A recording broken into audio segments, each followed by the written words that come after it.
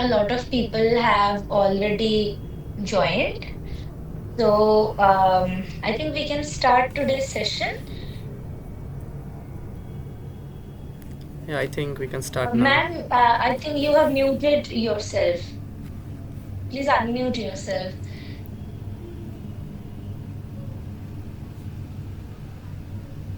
I think she's facing some technological issues.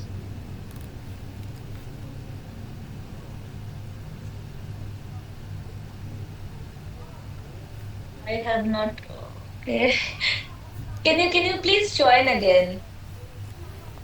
Okay, now it. So Can you hear me? yeah. We can hear you now, but we can't see you. Yeah, now you will be able to Now we see. can see you.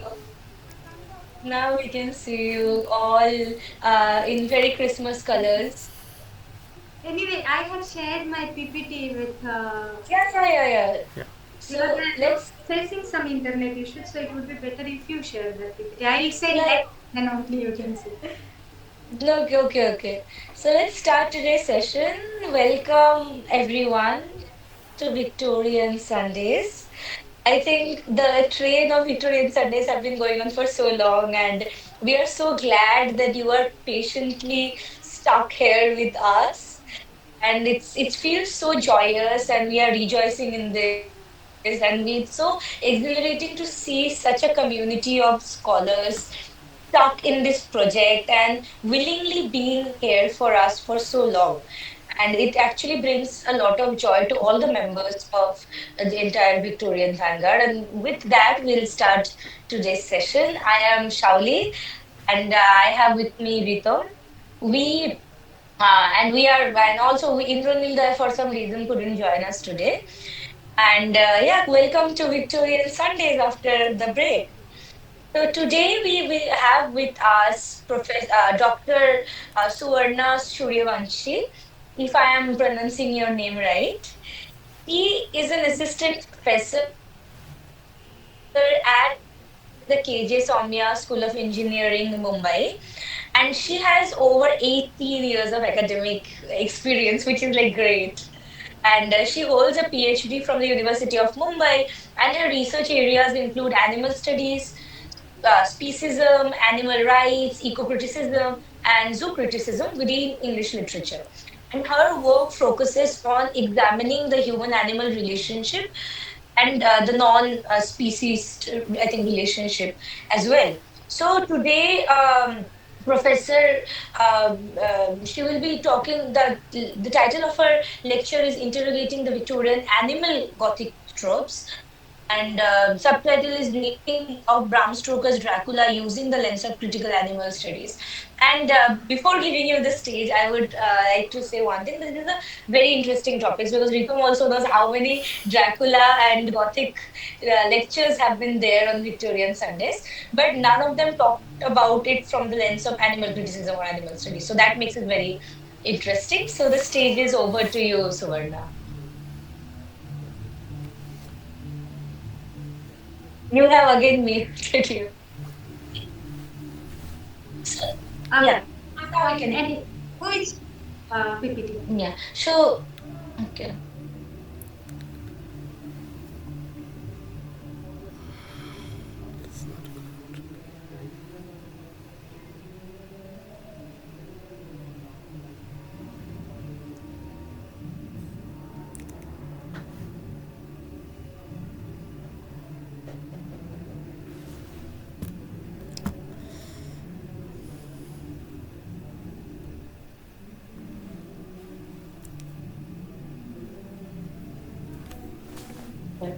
Sure. Probably you won't be able to see how you are changing the slide. Yeah. You do let me know whenever you want me to change the slide. I'll do Yeah. that. Okay. So, all right. Um I'll talk about animals in Gothic horror, especially in Dracula, for next 30-40 minutes. But before we begin, let's first look at the social and the historical background of Dracula.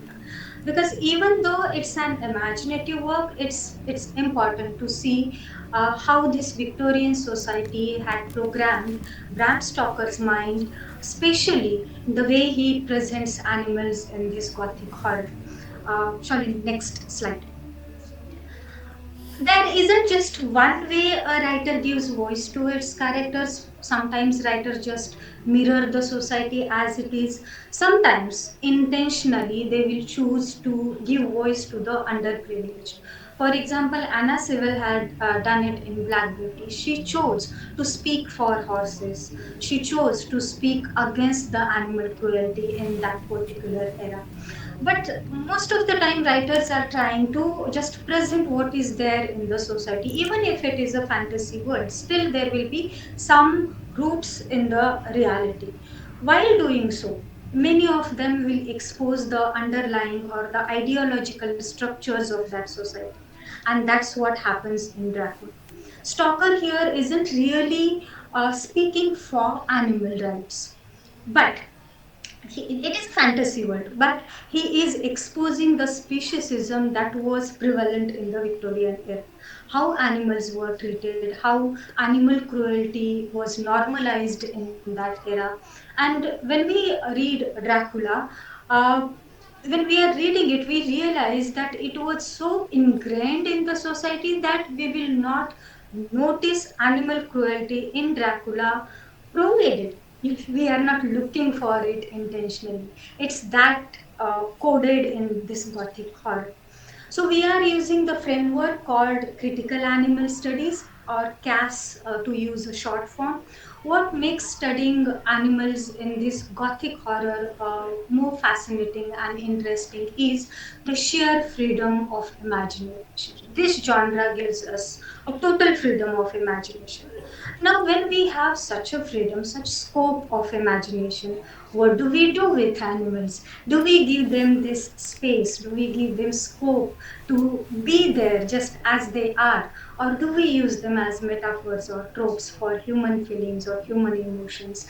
That's what we will look into. Then, next slide, please. Okay, so before we get into the nitty gritty of Dracula, let's step back and see how was the Victorian society. The Victorian era, roughly from 1837 to 1901. Now, this was a time when people actually had some identity crisis. And what were the reasons? I think you can see on the screen the reasons for that identity crisis. Charles Darwin came. He came with his revolutionary book on the origin of species. The book was published in 1859. Suddenly, the idea that humans were specially made in the image of God, and all other animals and plants and everything around us was there for our sake to be used or thrown away, use and throw. So that mentality was there. The society was built on that mentality. But suddenly people were being told that, oh, you are not that different from animals. You are just one of them. Maybe you're slightly bit advanced or evolved. That must be a pretty scary idea in a society, Victorian society, which was quite conventional and traditional. And yet, right in the middle of this, you can see one more picture there. RSPCA. RSPCA is a royal society for the protection, the cruelty against animals. That was founded in 1824. This was the first organized attempt to protect animals, to stand for them, to stand for their rights, to see that they are not tortured unnecessarily. Stoker even mentions SPCA. Now, before I move on, let me tell you, before I forget this, that there is a difference between the movie adaptation of Dracula and the novel. Uh, the movie adaptation is more like Dracula, the novel, is Gothic horror. And I don't think SPCA was mentioned in the movie, but SPCA was mentioned in the novel. So there is a direct mention of SPCA. What and how it was mentioned, we will see later on. Now, just imagine the confusion of the era. On one hand, religion, morality, and social order, everything was telling us that we are superior to animals. Then the science was telling us that we are not superior, we are just creatures, but we share history with them. And the early activists from SPCA, they were trying to protect these animals, and they were telling us that maybe these animals deserve empathy. While some Victorians believed that Dracula was colonizing other lands. And I think there is one more paper which talks about this. They were using the words like wild, primitive, dangerous, the words which we used for animals, the same words which were used for this colonized land and colonized people. It sounds similar, as if we are talking about animals and their habitat. By the time, there was one more factor, that picture also I put on the slide. By the time Dracula was published in 1897, the first wave feminism, I didn't go in details of this, but the first wave feminism was underway. Women were beginning to ask for their rights, property rights, education, and they were shown to be becoming sexually self-aware also. So this image of a new woman was also threatening the so-called pure woman idea of the Victorian era. Next slide, please.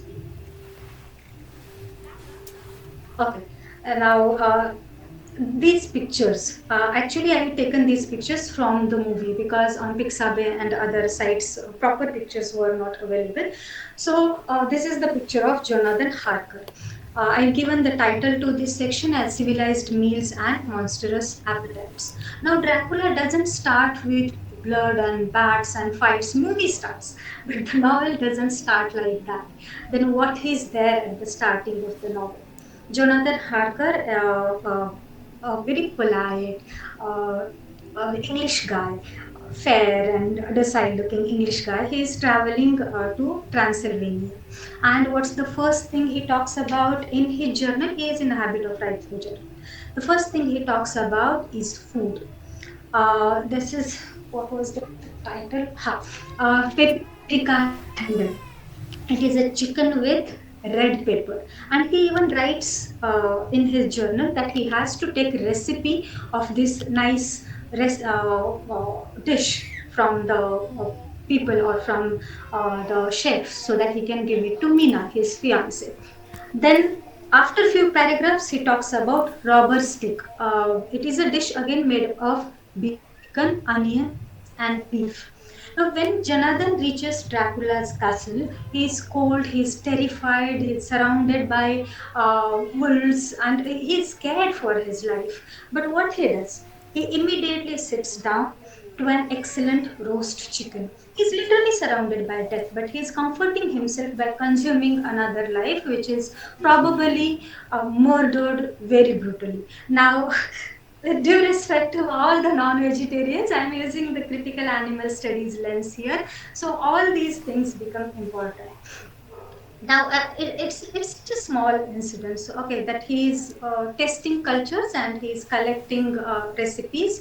But what's missing here? To use a term used by it is coined by Carol J. Adams. She is a feminist and an animal rights activist, and she is famous for her book, The Sexual Politics of Meat.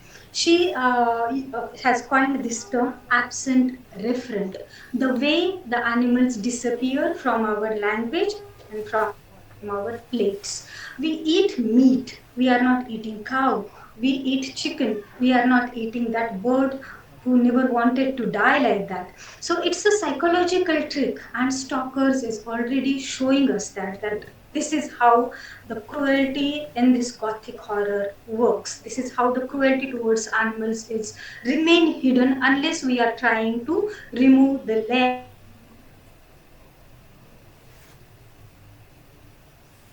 of non-veg. Why it becomes so important?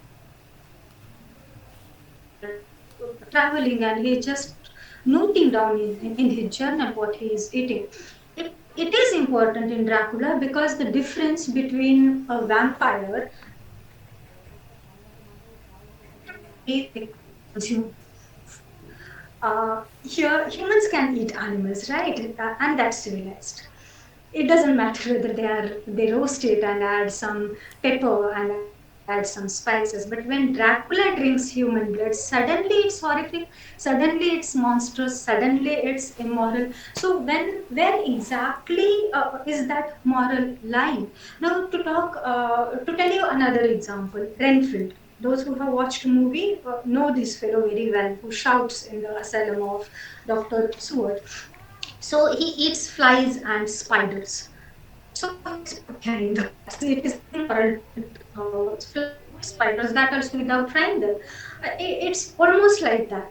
So what's the difference? Isn't he doing the same thing that other so-called moral, pure beings of the novel are doing? He's doing the same thing, just that he has chosen the animals that we have placed lower in the food chain. This is the way anthropocentrism also works. This is the same equation, predator and prey, just a difference of species is there. So what's really going on here is speciesism. The idea, as Peter Singer, he is again a very famous animal rights activist and philosopher, he explains that we humans automatically place our own species above other species, and the characters condemn Dracula's feeding habits because he violates this hierarchy. He feeds on the top species. It's almost like, how dare he do such a thing? Next slide, please. Okay, these pictures, becoming a beast, speciesism and Gothic gaze. So remember, I'm assuming that you have either watched a movie or read the novel. So remember Jonathan's first meeting with Count Dracula. The right side picture is what is shown in the movie. But it's late night, as candlelight is flickering, this spooky castle atmosphere, and Jonathan starts describing Dracula's appearance as if he is writing some zoological report on an animal. It doesn't look like a description of a human being. The other picture to your left hand side, actually, the description of that picture is more appropriate what is given in the novel. He goes on about Dracula's aquiline nose, these pointed ears, the bushy eyebrows, sharp white teeth, and my favorite was the hair at the center of his palm. It's so specific and so weird. But here is the thing. This is where Stoker turns Darwin's evolutionary theory into Gothic horror. This is what I am calling Gothic gaze. Remember, Darwin said that we humans, still carry our animal ancestry and remnants of some hairy coat. So Dracula's body becomes this evolutionary throwback. That's Gothic gaze is truth into some horror imagery. So look around us. Aren't there many people who have more hair on their body than most of us? That is not a reverse Darwinism. That is not an example of reverse Darwinism, but that is how it is shown in Dracula. Now, throughout Dracula, animal imagery is everywhere. When Van Helsing and others meet Dracula for the first time, I should say encounter Dracula for the first time, they describe his body movements. Now, because physical features are already described by Harker, so they describe his body movements using animal imagery. They say that he moves like a panther because he's very strong, he's sleek, he moves very fast. Then he is compared to a bat, a wolf, a snake, and whatnot. All sorts of animals. It's almost like there is a Gothic zoo projected onto Dracula. So why does every scary thing should look like an animal? There is scope of imagination. Why can't we imagine this dangerous thing looking like something else? So that was the question I couldn't answer in my paper also.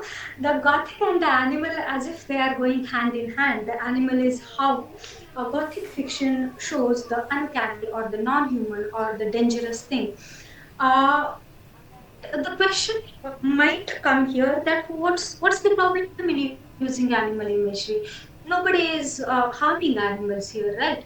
But again, we are from literature field. Most of us, or probably all of us, are from literature field. And if you remember Marxist critic Louis Althusser. He has talked about this base structure and superstructure. So, literature being a part of this superstructure, it programs our mind. Either it will reinforce what is going on in the society, hides, covers the injustice that is happening, or programs our mind in such a way that even if it happens in front of us, we will not notice it. Probably that's what is happening with street dogs. I don't want to go in details of this, but the narrative that was shown for many days somewhere programmed our minds that these dogs are dangerous. So here is speciesism again at work. So what's wrong in using the animal imagery? In the process, we flatten these animals into symbols as something dangerous. So we won't be able to look at them with a clean eye or perceive what they really are, because it has already wired our mind that. Next slide, please.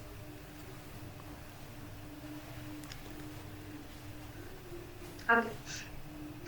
Now, this is about images of animals and animals used as metaphors or tropes. Now, what about the real animals? Are they there in the novel? Yes, of course they are there. Without them, Gothic wasn't possible, at least in the case of Dracula.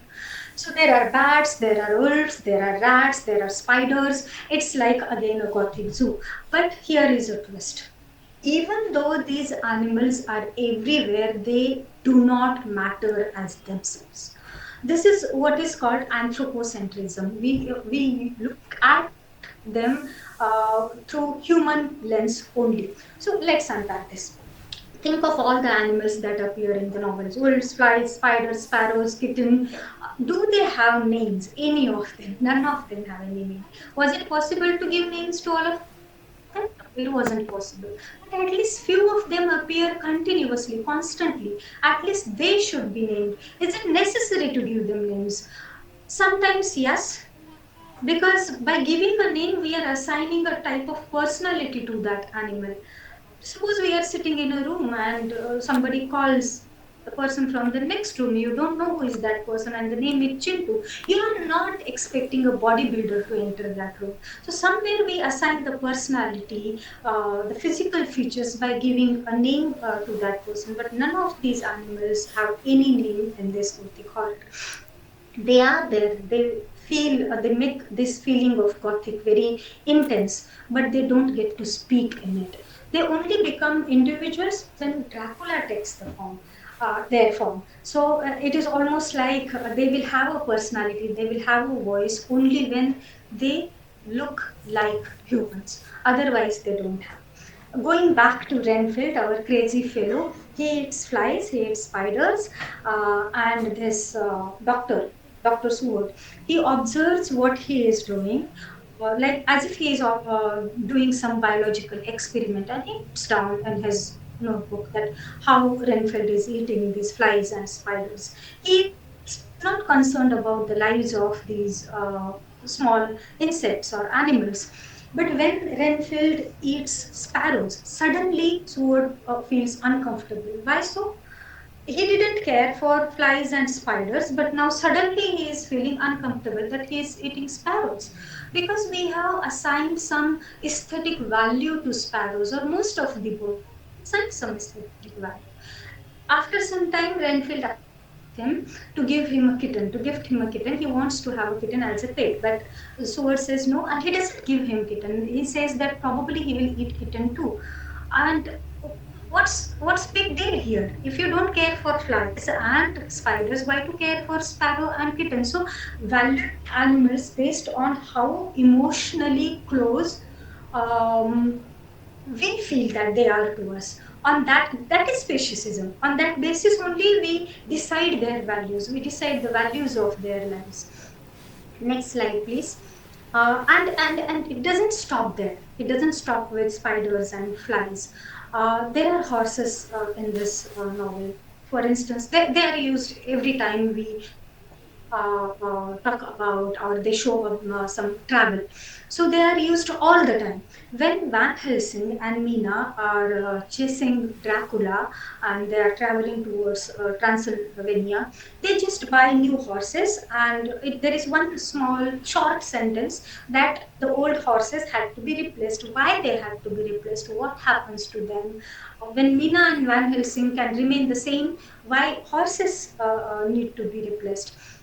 When I was reading it, I thought probably, okay, they were exhausted, that's why they are replaced, and you buy new horses. But later on, as we proceed, we come to know that these horses died due to of sheer exhaustion. Uh, they are not taken care of, they are left in the cold, and when they die, even their death is poetically described in the novel. Van Helsing says, I'm not quoting, Van Helsing says that they have stopped mourning, they will not suffer from tomorrow. That means they are dead. So this aestheticizing of animal pain is everywhere in the novel. Even when Jonathan was traveling towards Transylvania at the starting, when he hadn't met Dracula, thus he describes the horses uh, and the steam from the way they are breathing. He says that the steam from our hard driven horses rose in a white cloud. It's meant to sound poetic, but what's actually happening? The horses are exhausted, maybe close to collapse. Their pain becomes just another beautiful Gothic image. That's the tragedy of Dracula. The animals are everywhere, but they are silent. Their bodies make the horror possible, but their voices are completely erased. They are quite literally the background noise of this Gothic horror. Next slide, please. Okay. Beastly desires, female sexuality, and patriarchal control. In Dracula, this is slightly a bigger section. In Dracula, women's sexuality isn't just sexual, it's animalistic, it's wild, it's instinctive, it's dangerous, and that's exactly why the men in the story, and probably in the society also, Victorian society, where for whom Stoker was writing, thinks they need to be controlled. When you think of female vampires in the castle, the weird sisters, you can see on the screen. Jonathan meets these weird sisters. Those who have watched movie, they clearly know that how these weird sisters are described. Um, the language, the picturization is very different. Even the novel describes them in the same way. Look at how beautiful they are in the picture as well as in the novel. But they are described using more of a language of temptation, seduction. Uh, Next slide. So how does he describe them, Jonathan? How does he describe them? He says one of them arched her neck. Okay, I'm reading from the slides. One of them arched her neck.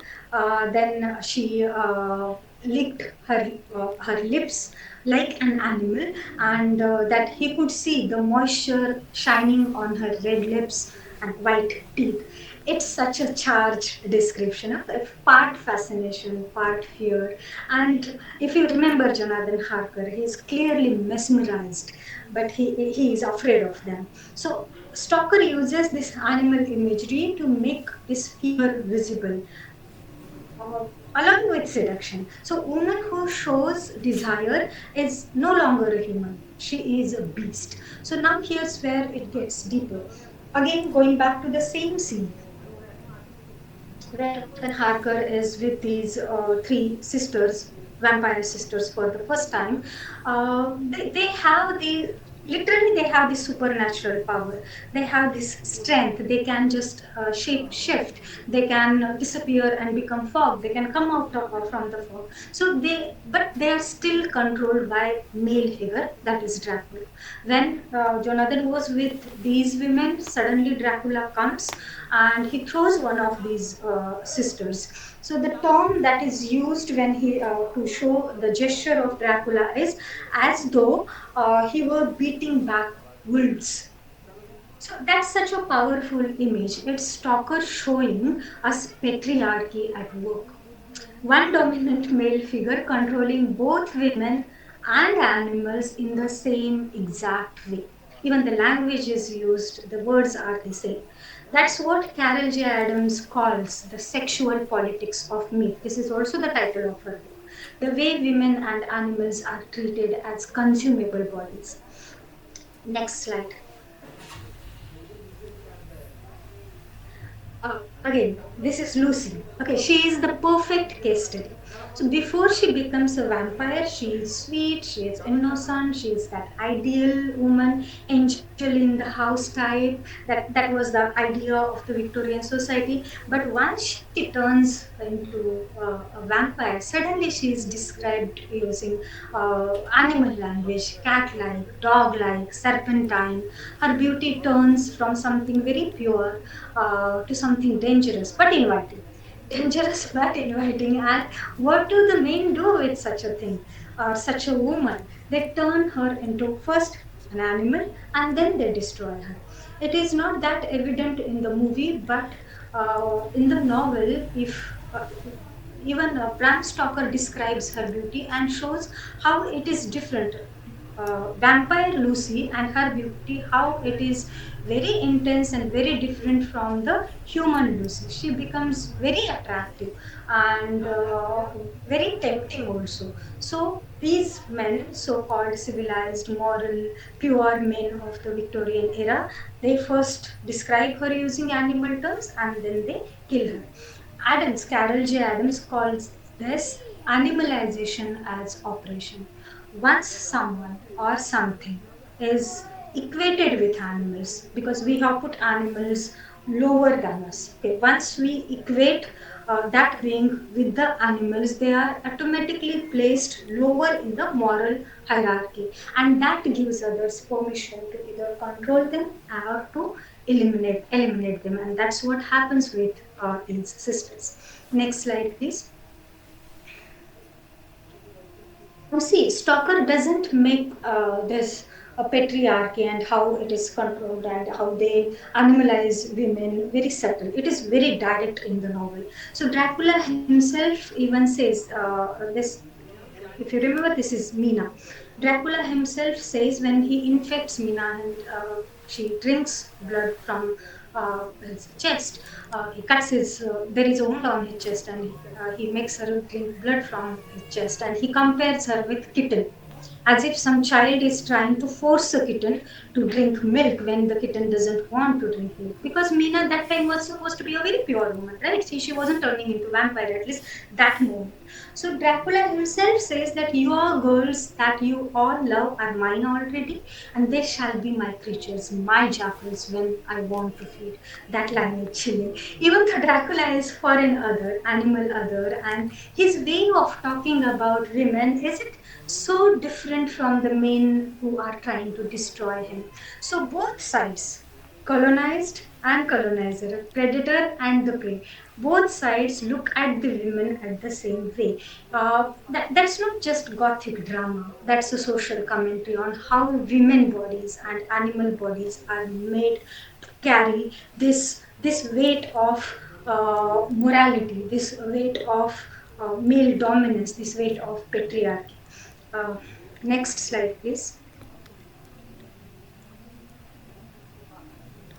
Okay, I will not go in too many details of this particular part because I think there is one more researcher who has talked about foreign other or the other in Dracula. So, but wherever there are animals and the other is compared to the animals, I will describe only those situations. So, picture this: a ship arrives on the English coast. Everything it is carrying something terrifying. What is that terrifying thing? It is Dracula.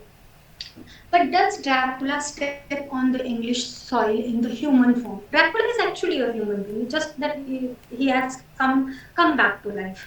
But he doesn't come in the human form. He comes in the form of a very big black dog. He lifts off the deck and disappears into the fog. So that's Dracula, an animal form. So this isn't just a beast, it's a foreign beast. So there is now this double danger. So a literal embodiment of the colonial other invading the heart of the empire. People in the novel keep blaming foreign beasts throughout the novel. Wild bats, then foreign dogs, strange diseases from abroad. When Lucy turns into vampire and she bites one of the kids, so Dr. Vincent actually tries to diagnose what has happened, and he says that probably the child is bitten by a specimen from the south, brought home by some sailor. So you can feel that colonial paranoia here. And let's talk about Van Helsing for a second. He calls Dracula man-eater of man-eater tiger, not man-eater of Malgudi. He calls him man-eater tiger. He borrows this term from Rudyard Kipling's The Jungle Book. This is the colonial rhetoric. So in Kipling's Jungle Book, the man-eater tiger is the ultimate symbol of savage danger. So he compares Dracula to that tiger. Fine, Dracula is very powerful, so you are comparing him to the tiger, and he feeds on human man-eater. Somewhere it starts to look like maybe have some positive note to it, but immediately he's talking to Meena. Immediately he turns back and tells her that though this fellow is very powerful, he has a child brain. One more colonial rhetoric is used here. If you remember Rudyard Kipling's White Man's Burden, he calls colonized people half devil, half child. So it is the responsibility of the colonizers to save them from their own nature. So that's what is happening with Dracula also. So he is not just a beast, he is a colonized beast. And then Dracula flips the script. He mocks his hunters. He calls them ship at butchers. He calls the women jackals. So suddenly the predator and prey dynamic is reversed. The colonized beast is talking back. But if in that reversal, animals remain stuck in the same position as metaphors for the inferiority. You are inferior. When you are compared to animal, you are inferior. Whether Dracula compares colonizers to animals or colonizers compare Dracula to animals, animals are always placed as something inferior to humans. Whether so they are never allowed to be themselves, only symbols in this human power game. Next section, next slide, please. Okay. Companion species, animals and companion species. I borrowed this term from Donna Haraway. She has coined this term companion species. She says that we have co-evolved. Animals are not different from us. We have co-evolved. We share history. We share emotions. We share our history of evolution also. So she talks about the peaceful cohabitation. So, all right, this is where things get slightly heartwarming, or at least for a few moments. There are not many instances in the novel where empathy is shown towards animals, but there are few moments. Um, think about those early scenes with the horses when Jonathan Harker is traveling through the dark Carpathian mountains, and the horses they start trembling, they start shivering because they could sense the presence of Dracula. It is Dracula who was following them, and even Jonathan Harker senses it. And his body response is also same as those of horses. So here in this particular incident, horses are actually participating in the narrative. They are not the background noise. They are responding to what is happening. Both Jonathan Harker and horses behaving the same way. Dracula himself calls wolves because probably he is placed closer to animals, so he calls the wolves the children of the night. It's a striking line. There is this affection, there is love in this line, there is this kinship. So, one more character, Meena, she also is shown to be very empathetic towards animals throughout the narrative. She doesn't look at them as something inferior to her. So when she sees a bat and the bat flies away, so she says that probably she has scared the bat, that's why he didn't sit there. So she continuously shows empathy to animals. It's like for a brief second the novel forgets its hierarchies, the fear, the speciesism, the empire all fade away. What's left is just beings, uh, not human beings, but just beings, human beings and animals, living beings trying to survive in this harsh situation of Dracula, the Gothic horror. Yeah, and that's why this section matters actually. It reminds us that even in the darkest, most violent narrative, there is a scope of coexistence, peaceful coexistence. Uh, Next slide, probably the last slide. Okay. So to wrap everything here, it's easy to read Stoker's Dracula as a gothic horror, beautifully written, very tense, and if you really want to feel that gothic atmosphere, read it alone at night. You will feel it definitely. It's nicely written. But once we put on the lens of critical animal studies, the story suddenly transforms. It stops being the story of the undead or the vampires and starts being the story of unheard, unseen, or the erased voices, particularly of those non-humans. And this type of narrative is supported by the anthropocentric hierarchy. We can see these layers once we start searching for animals and how they are treated. Through this lens, we can see that Stoker isn't just telling a tale of fear, he is revealing the structures of fear, how Victorian society built itself, dividing and dominating others. So, this domination wasn't only about caste and gender, it was extended to species also. So, from the start, what we see humans, they were animals and they call it a culture.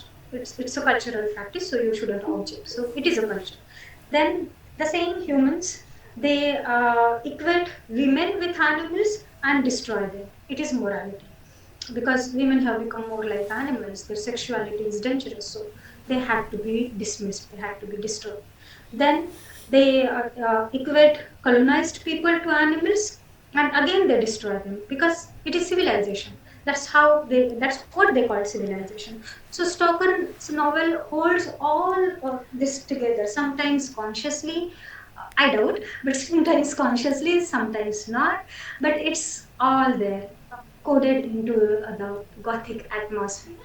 And to end this session, I would say that what makes it more haunting for me, I had watched a movie long back, but uh, for the first time I was reading novel, and the ending is really haunting. The ending is different. Novel ending is way different from the movie ending.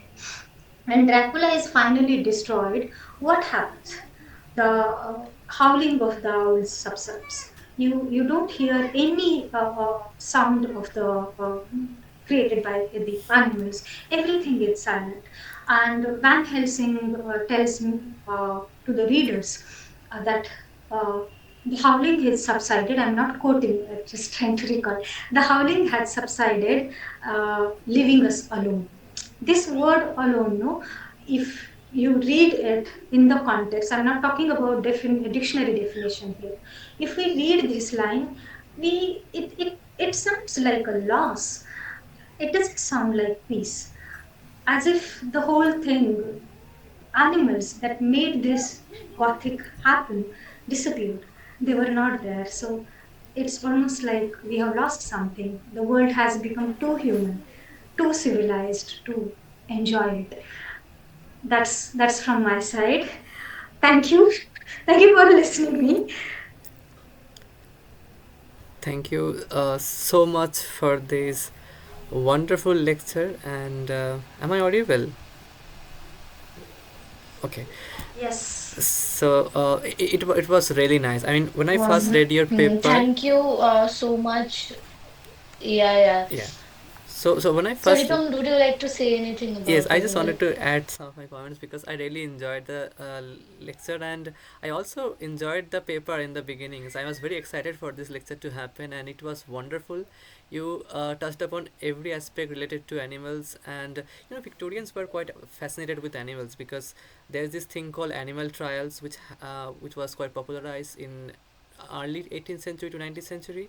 Then there's this discovery of dinosaur, I guess, in which happened around 1824. So animals were always there, but this shift and this entire uh, any critical animal studies is really really fascinating. I really like this session. I'm sure plenty of people have plenty of questions. So, Shauli, would you like to say anything?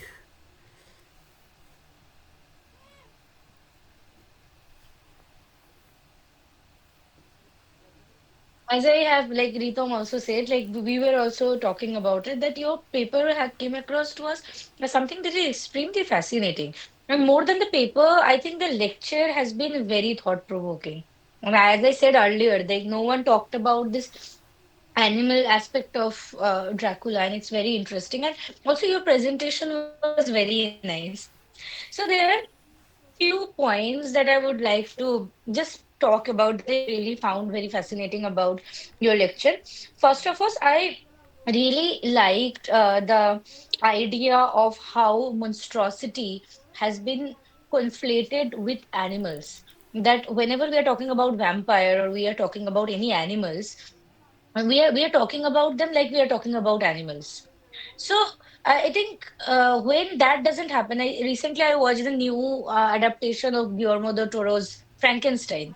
There, the monster is being talked about like a human, and then you see that what we realize is that actually the humans are worse than the monster. So in order to relegate the monster is being talked to as a animal. So that is a very fascinating point that you pointed out. I think I would urge anyone to watch the new adaptation of Frankenstein. It's amazing. The second point is that when you talked about the idea of absent referent and how a woman, when she expresses her lust or her desire or her sexuality, then she is no longer considered to be a goody in two shoes. She is considered to be someone who is like a monster. So how a woman's desire is conflated with monstrosity, and that is something that I found very fascinating because I think that when we talk about absent referent, it's just that how when we consume a meat or even women's body, the these things are not considered as sentient beings with emotions, because when we are eating meat we are not thinking about the pig or the chicken, we are just thinking about wings, leg piece and stuff like that. So the emotion is no longer there. So in this regard, women go through double bind Yes. oppression.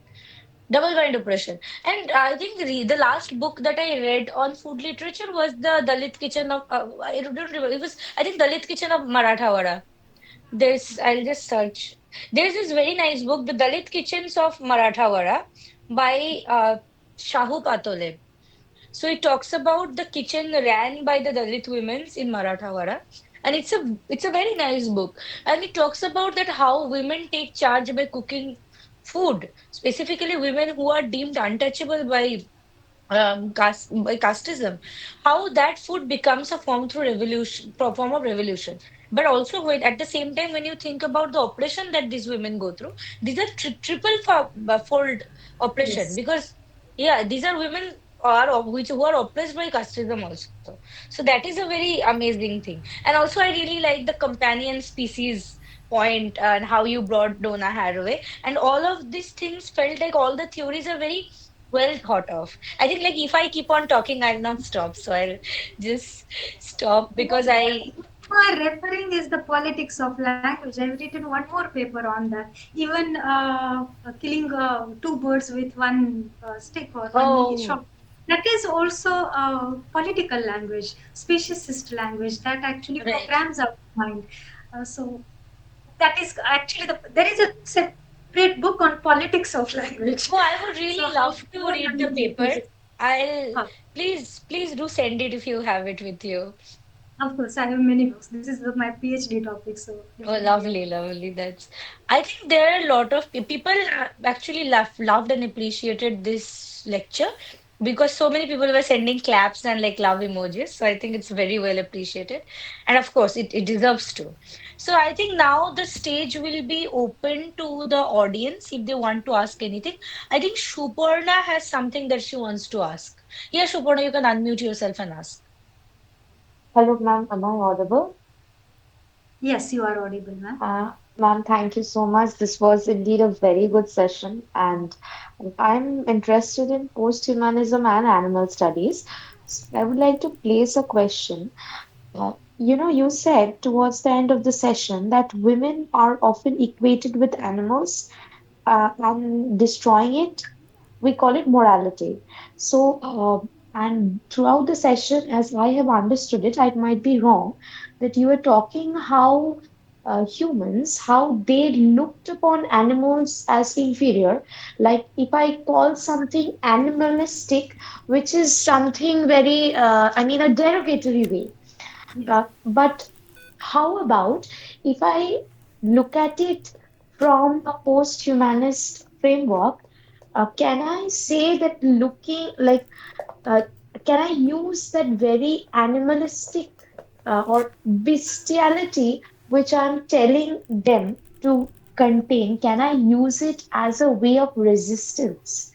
There's a very famous short story. I remember like having it in my UG, Mohashita Devi's Dopdi.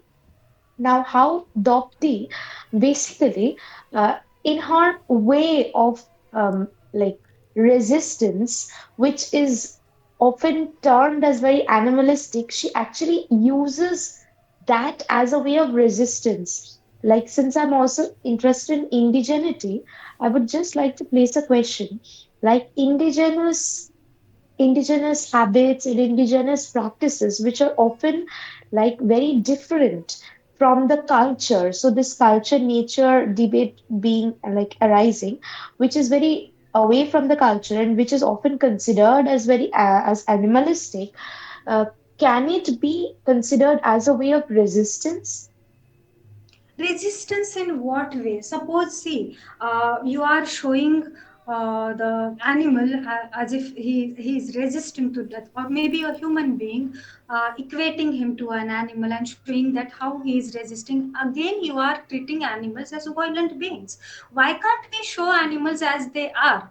Why do we need to even equate them? Resistance is fine. Animals are showing resistance in their own way. When they howl, they are showing resistance. When they cry, they are showing resistance. So one of the animal rights activists, I don't remember her name, was it Haraway or Dunyar, I think, John Dunyar, she says that it's better to leave animals in their own place. There is no need to even blur the line between humans and animals. Post-humanism, you are blurring the line. Even in critical animal studies does that. It shows that how this blurring of line may work for humans and against animals. Now you are talking about indigenous practice. When we look at it positively, somewhere it seeps into the mainstream as well.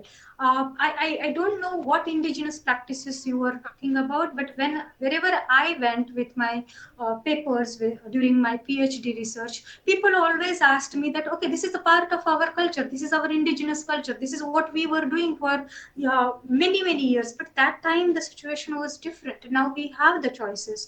We just, as if you are asking for my stand, there is no need to equate animals with anybody. Let them be what they are.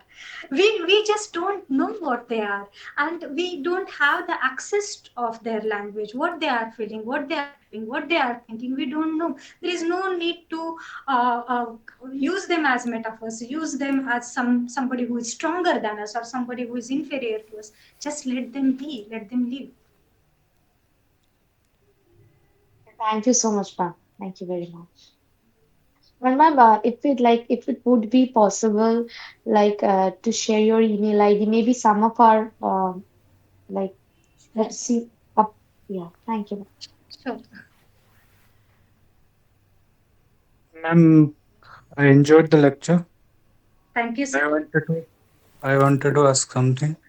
Uh, is there any research gap? I haven't read Dracula yet or watched the movie, but I wanted to ask: is there any research gap where we can do comparative study of Dracula and Hiranyakashyap as a character from Hindu mythology? Hindu mythology, the name you just told me, I haven't read about him, or I don't know much about him, but comparative study is definitely possible. If you tell me what is there, I can tell you how to compare it. Ma'am, he is half animal and half man and god Hiranyakashyap.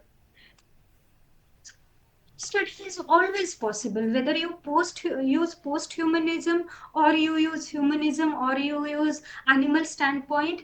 Uh, Ultimately, you are trying to tell the same thing. How this writer has used this particular theory and how it is different from this writer. If you are asking my suggestion, focus on one thing. Comparative study, in comparative study, somewhere animals lose their identity and it becomes more about the writers and their attitude towards animals. Just if you really want to work on animals, just focus on. That's what they need in this era. At least what's happening around us. At least now they need that. Thank you, ma'am. Good evening, ma'am. Good evening, everybody. Ma'am, this was a wonderful and very insightful session. And Thank I you. don't think that personally I would be able to read Dracula the way you portrayed it. I think we almost each of us must have skipped through this. We saw this, but then again, I think we just, ignored it like we usually do in our lives.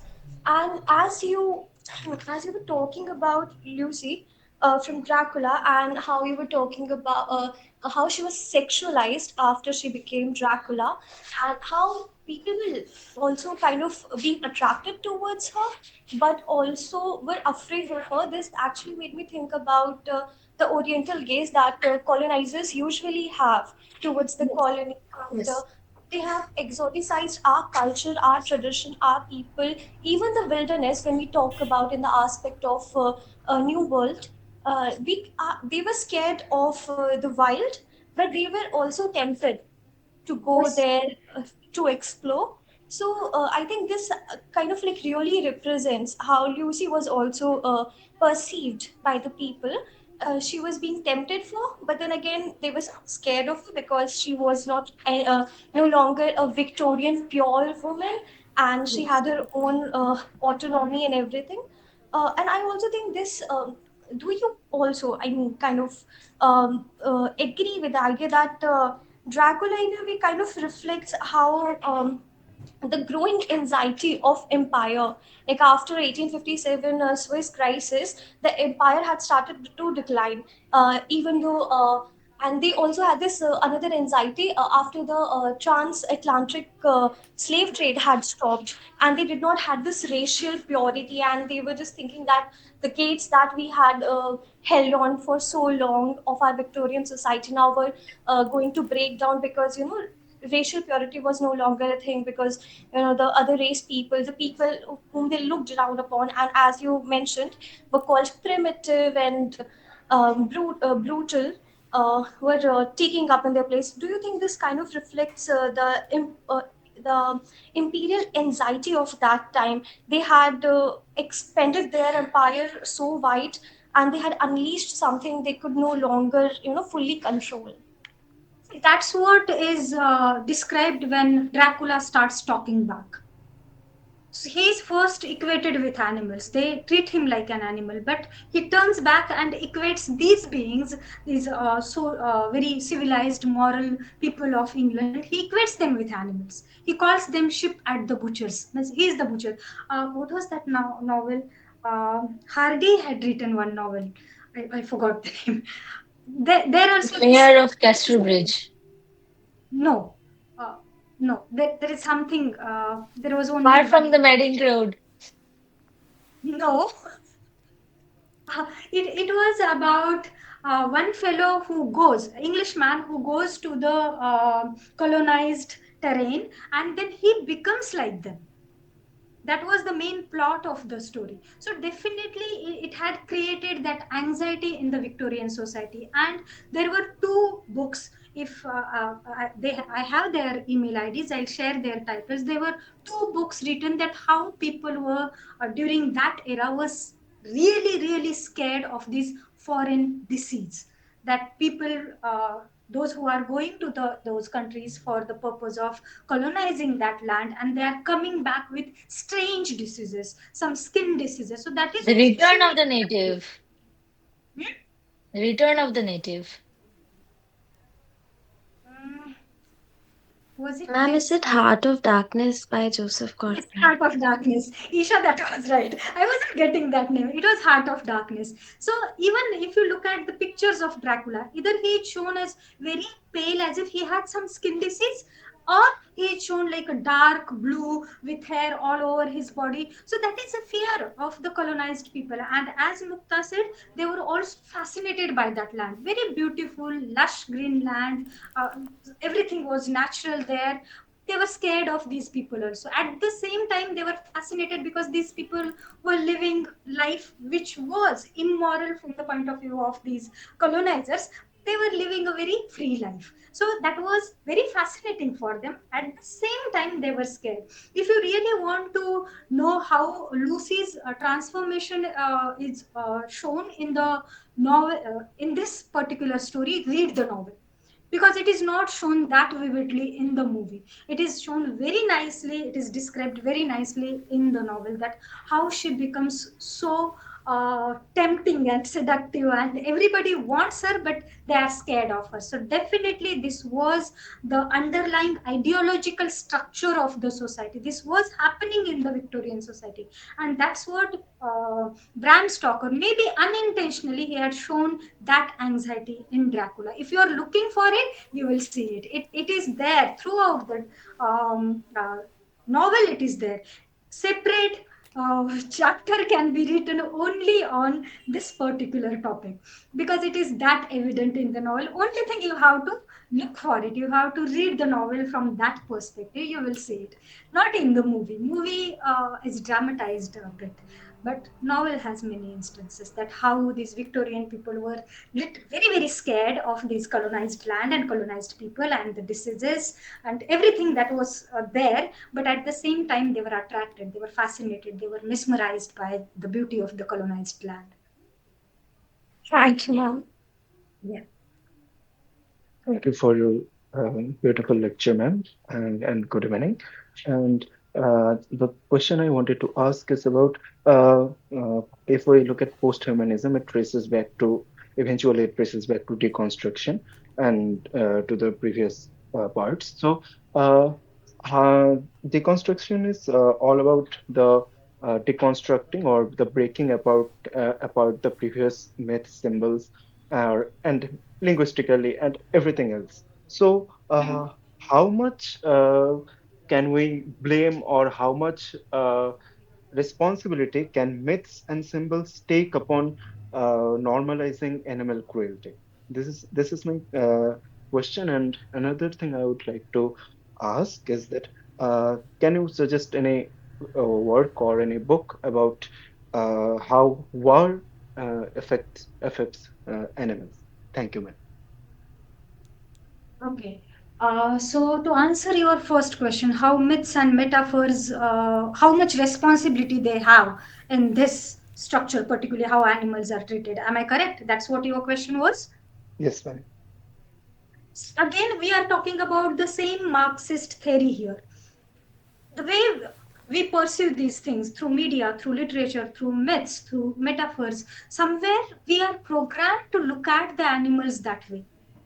Whether animals are there in fairy tales and they are shown to be very talkative and very nice. If you have read what was that children's book, Aesop's fables, their animals are shown in a different way. Whether you show them superior to human beings or inferior to human beings in the myths, that is that is a superstructure that is creating the mentality that we have today. And secondly, if we are showing animals in a positive way, like Anna Sewell has done, she has shown the animals in a very positive way, particularly horses. You know what happened when the book was published? She has talked about the bearing rein of those horses.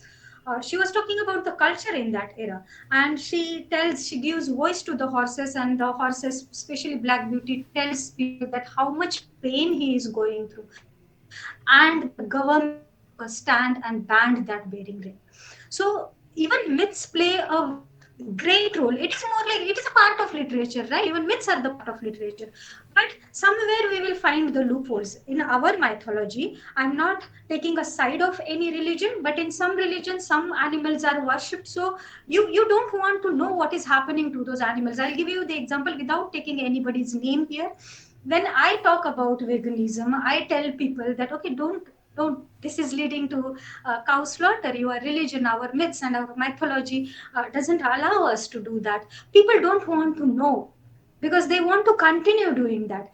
But if you really accept the myths, if you really see how our myths and mythologies are treating animals and read between the lines, most of the religions, most of the mythologies are for the animals. They are not against it. And as far as war and this thing is considered, you are talking about how animals are treated in war. There is a book, what is the title? I will read it somewhere. It is on romanticism. Uh, Let me see if I can find the title here. Mhm. There is a book by, I'll tell you the name. The book particularly focuses on how animals are treated in war. I'm not able to find the name. I had written it somewhere here. But there is a book, a separate book on how animals are treated during war, how they are used as object, how they are discarded. There is a separate book on that. It talks about different wars that had taken place in our history, and then it shows, it analyzes how animals are treated during those wars. I'll send to the Vanguard email ID the book title and the writer.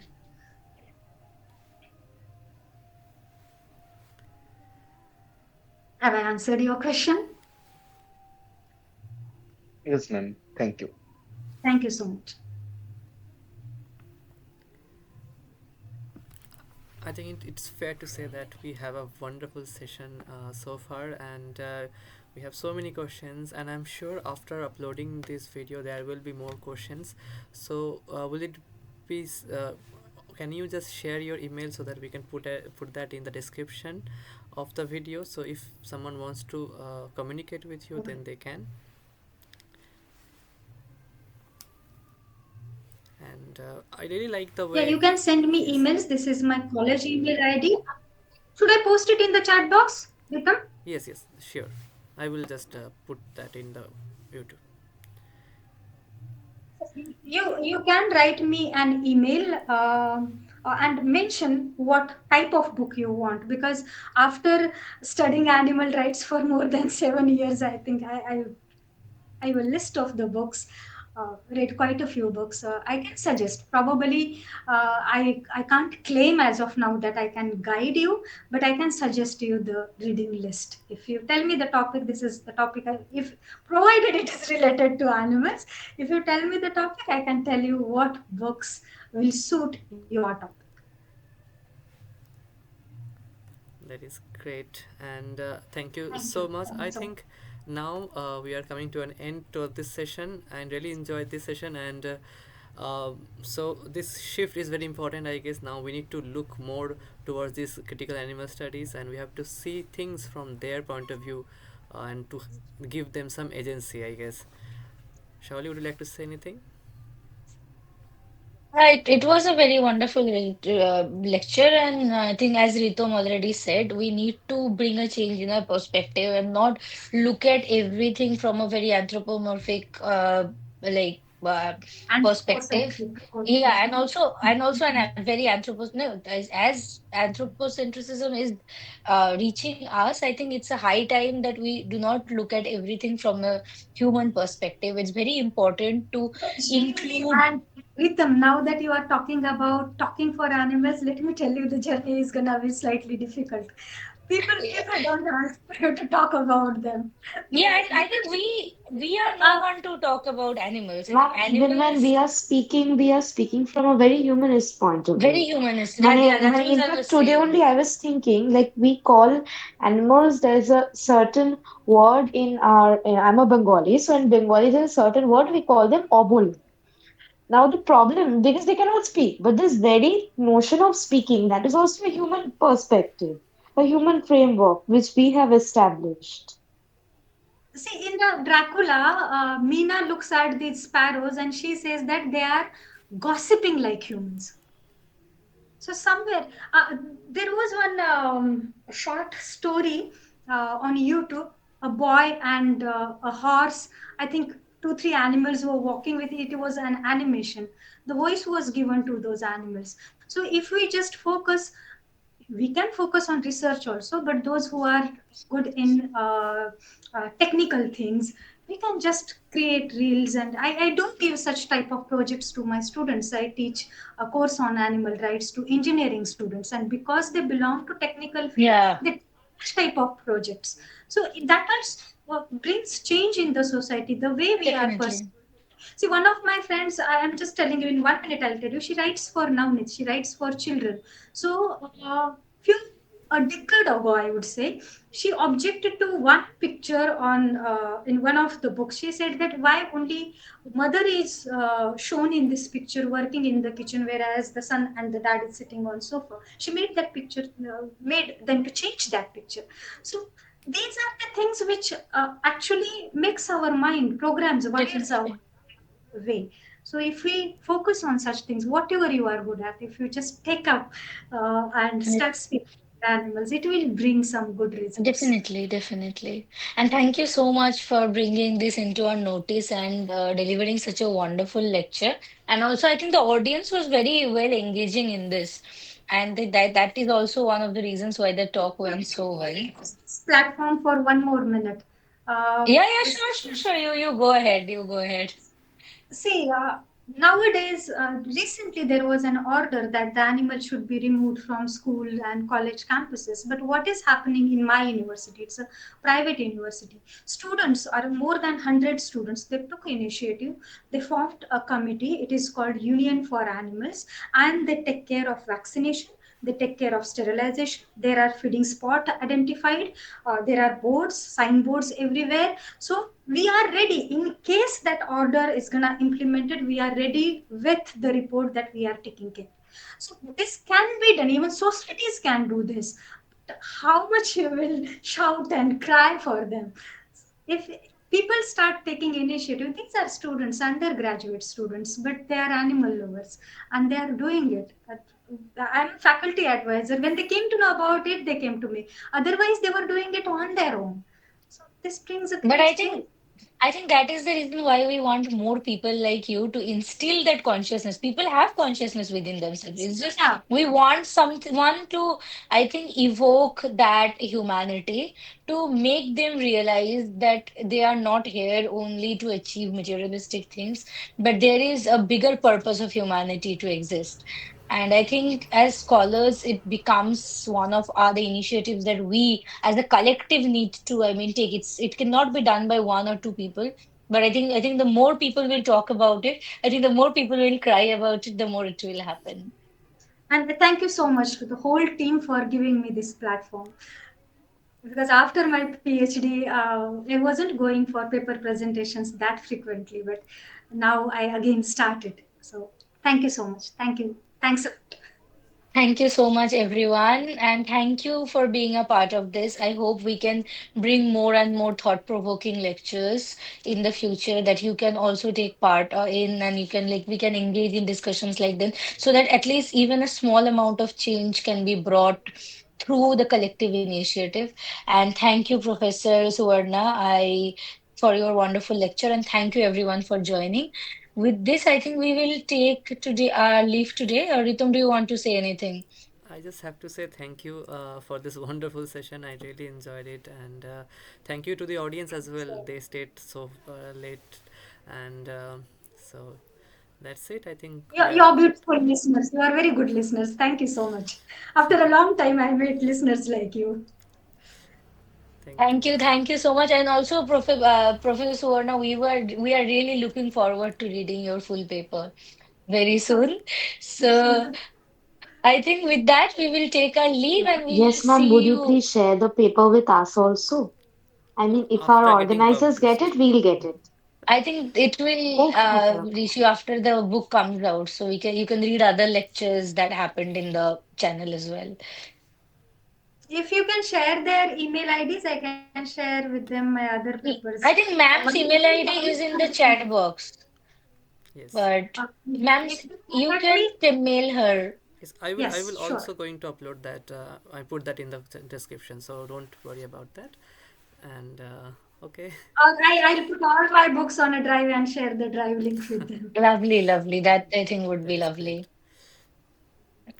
Thank you. So, with this, we'll take your leave and thank you everyone for joining. And hopefully, we will see you next Sunday. So, stay tuned with Victorian Sundays.